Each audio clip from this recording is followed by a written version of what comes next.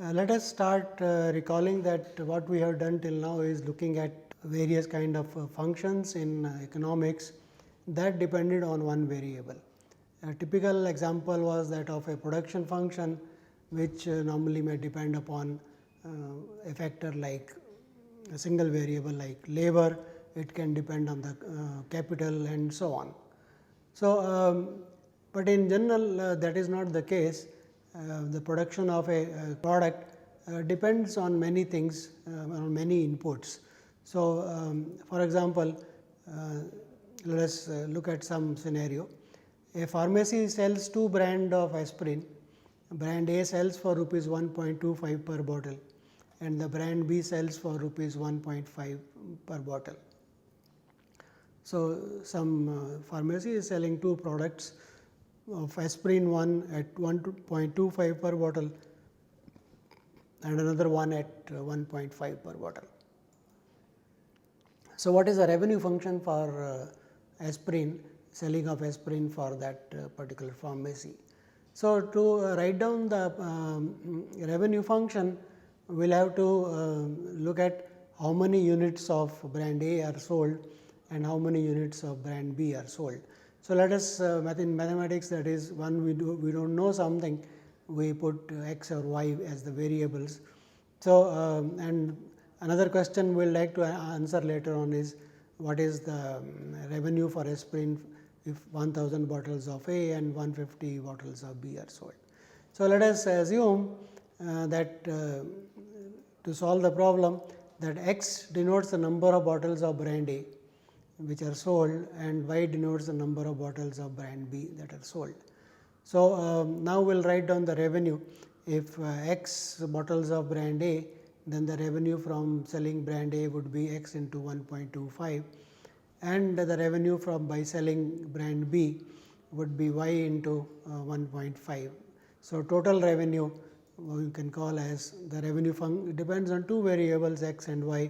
X is the number of bottles of brand A being sold and y is the number of bottles of brand B being sold. So, total is 1.25 into x plus 1.5 into y. So, this gives a revenue function which depends on two variables x and y, right.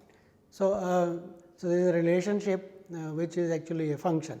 So, let us now solve the what are the asked for, that if 100 bottles of brand A are sold and 150 bottles of B are sold, then the total revenue will be R, where revenue for x is equal to 100 and y equal to 150. So, we will put the values like in one variable. Now, there are two variables, two quantities. So, x is equal to 100 and y is equal to 150. So, we put those and compute. So, that gives you total amount to be equal to 350. So, this is a revenue for those many bottles of A and those many bottles of B.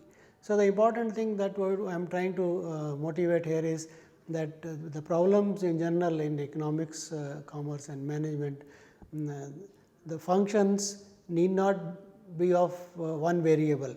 The output may depend on a lot of inputs of different kinds. So, here is one example that we looked at. Here is another example which is very very important and common in economic scenario. It is called the Cobb-Douglas production model.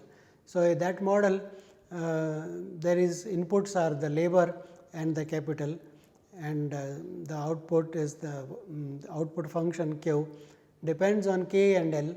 K is the capital and L is the labor, and the formula suggested by Cobb and Douglas is that it should be equal to A times L raised to power alpha, and this should be actually K here, K raised to power beta, otherwise it looks like a function of one variable. So, the second one A raised to power alpha and K raised to power beta. So, there is a typo here, this should be K raised to power beta. So, this becomes a so Cobb-Douglas function production function or production model depends on two variables K and L. K is the capital, L is the labor. It is A times L raised to power alpha, K raised to power beta, where this A, alpha and beta are all positive constants. when later on when we study this slightly in detail, we will probably analyze this model a bit more. Right. So, let us define formally that a function of two variables is a function with a domain D in the subset of R 2. So, it is a function with domain D from which is a subset of R 2 taking values in R. So, this is called a function of two variables. So, here the domain has changed. For one variable the domain was a subset of the real line. For functions of two variables the domain is that of subset of the plane. So, this is a function of two variables. Let us write such functions are also normally called scalar fields. So, I will not go into details why they are called scalar fields. Basically, the idea is that the values of a point in D, f of that value, image of that is a scalar. So, that is why it is called a scalar field. These are importance in physics and mathematics actually. So, this D is called the domain of the function, and the set f of D means for every point x in D, look at where f of x goes, that is a number. So, that gives you a subset of the real line. So, that is called the range. So, domain for a function of two variables is a subset of the plane R 2, and the range is a subset of the real line R. So, this is what function of two variables is. One can actually consider functions of more variables also. So, instead of taking D to be a subset of R 2, you can take it to a subset of R 3, R 4 and so on, depending on how many variables, how many inputs are there going to be there in your consideration, in your analysis. We will discuss only functions of two variables. Most of the mathematics that we will do carries over to functions of more than two variables also. But let us try to understand what we are trying to say for functions of two variables. So, sometimes the function is not explicitly given that every point what is the image, it is specified by a formula. So, when a function is given by a formula, then the set of all those values x in R 2, or if it is a function of three variables R 3, for which f of x is defined, for which that formula makes sense, is called the natural domain of the function. So, let us look at some examples of this. Let us look at a function say given by a formula f of x y is equal to square root of 16 minus x square minus y square, where x and y are real numbers. Now, because the right hand side is a square root and we want f of x y to be a real number. So, square root of a quantity makes sense only when that quantity is a number which is bigger than or equal to 0. So, the natural domain for this function is all x comma y belonging to real line such that 16 minus x square minus y square is bigger than or equal to 0, or same thing as saying x square plus y square is less than or equal to 16. So, this is the natural domain of the function, and what will be the range of this function? So, range will be so here now you should understand intuitively that if x square plus y square is equal to 16, then the value is 0. So, the smallest value that this will have is 0, and we can keep on the maximum possible value that you can give is when, say for example, x is equal to 0 and y is equal to 0, right. In that case, that will be the largest value for the function, right, f of x y, because it is minus x square and minus y square. So, whenever x is positive or negative, if it is non-zero, then you will be subtracting something from 16. So, it will be smaller than 4. So, the largest value is 4. So, that way you analyze and say that the range of the function is the interval 0 to 4. So, this is a function given by a formula. Its natural domain is x square plus y square, all points in the plane say that x square plus y square is less than or equal to 16, and the range of this function is the interval 0 to 4. is a closed interval 0 to 4, because both the values 0 is taken when x square plus y square is equal to 16. You can choose any value, say x is equal to 0 and y equal to 4. So, that will give you the value 0, and when x is equal to 0 and y equal to 0, that gives the largest value, that is 4. So, it is a closed bounded interval 0 4, that is the range of this function. Let us look at another function, f of x y is equal to x plus y divided by x minus y.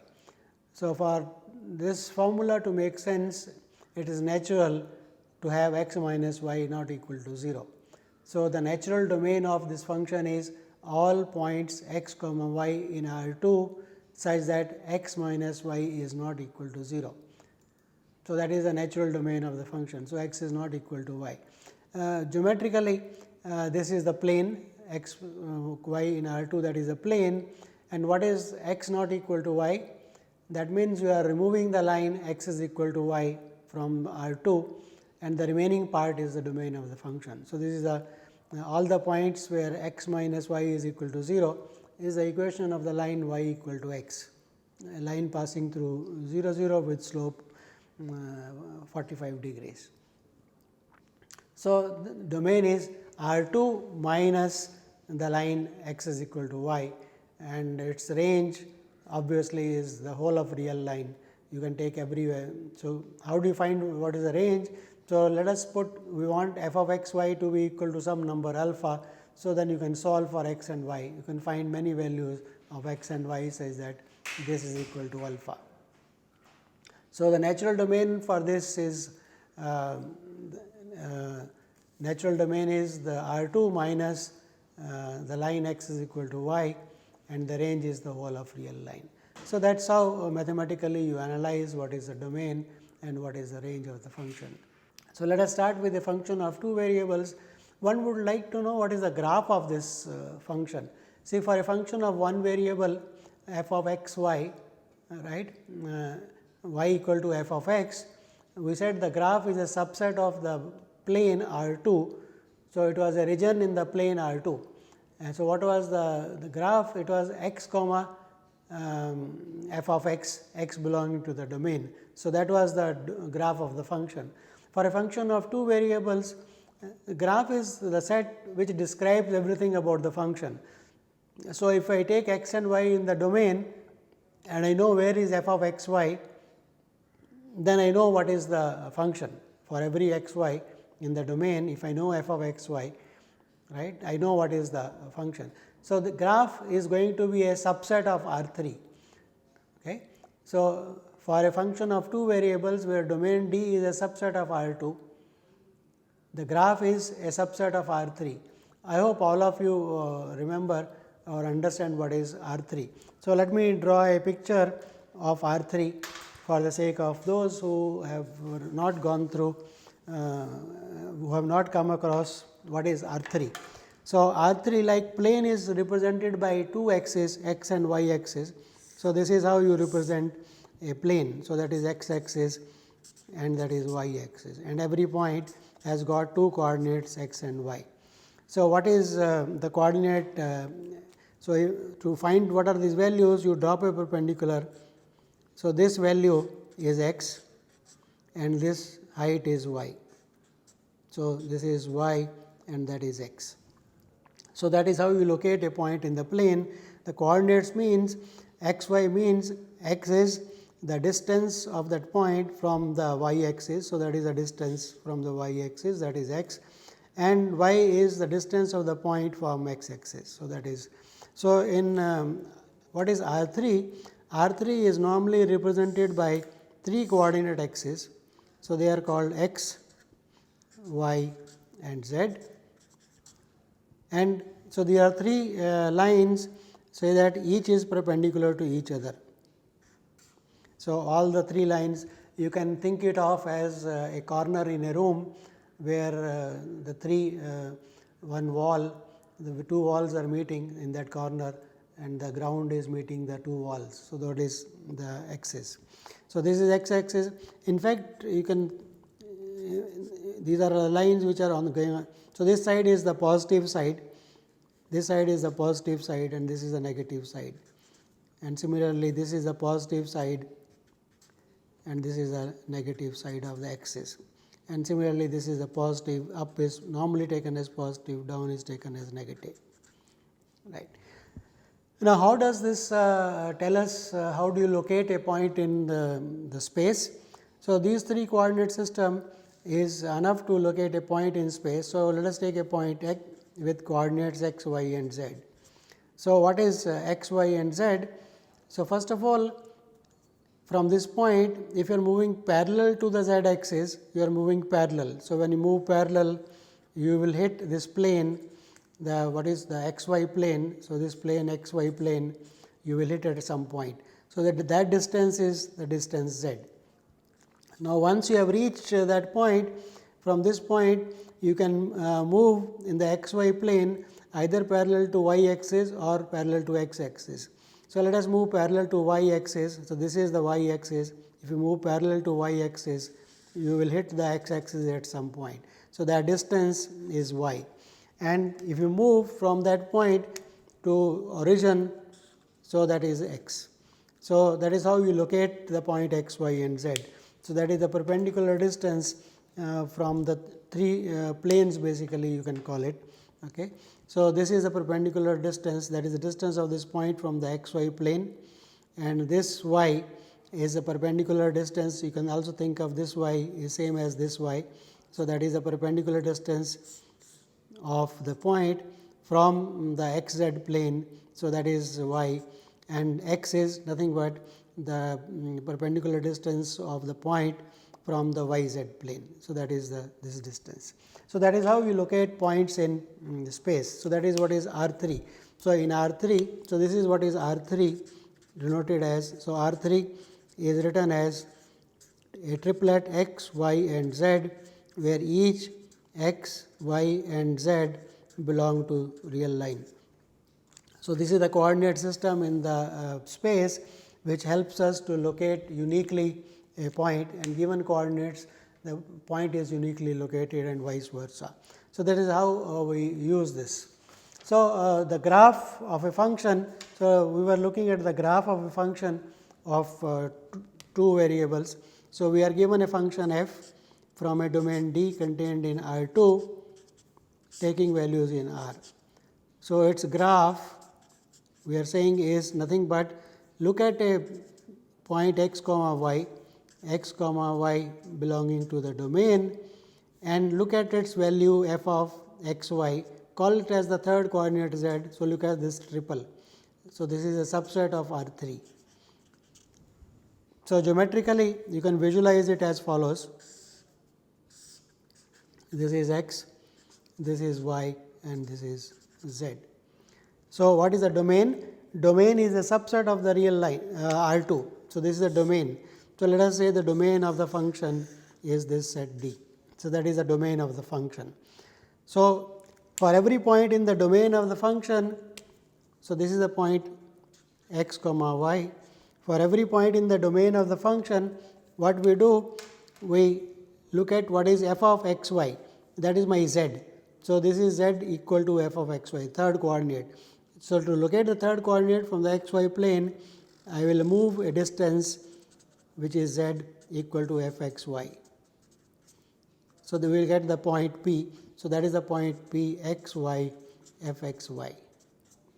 So, for every point you go up, you will get a point in R 3. For every point in the domain, you will get a point, and all these points will give you some kind of a object in R 3, right. So, where all these dots will lie, and that is precisely what is the graph of the function in three variables, graph of the function of two variables. So, that is what this picture is telling you. X y is the point in the domain. For every x y, look at the point z. So, collect all these points z. So, they will lie on some shape in R 3. In fact, that is what we call as a surface in R 3. So, that surface in R 3 is the graph of a function of two variables. In one variable, the graph was a curve in plane. For a function of two variables, the graph is a surface. So, one can try to visualize this. So, graph of a function of one variable. So, that is what. So, take a domain D and take a point in the domain and go to the height, that will give you a point z, and locate all these points, put them together, that gives you a surface in R 3. That is what is the graph of the function of two variables, right. So, let us go over a bit more. So, how do you visualize this is a kind of a surface, right. How do you visualize what kind of a surface we will get for the, as the graph of a function? For function of one variable, it is not very difficult to visualize, it is a curve only, but now it is a 3-dimensional object, and to visualize that one looks at two things. One is called the level curves. For a point x y in the domain, look at the points f of x y equal to c. So, look at all the points in the domain where which take a given value c. So, these are called these are the see when f of x y is equal to c, that gives you a relation between x and y. So, it will be a kind of a curve in the domain of the function.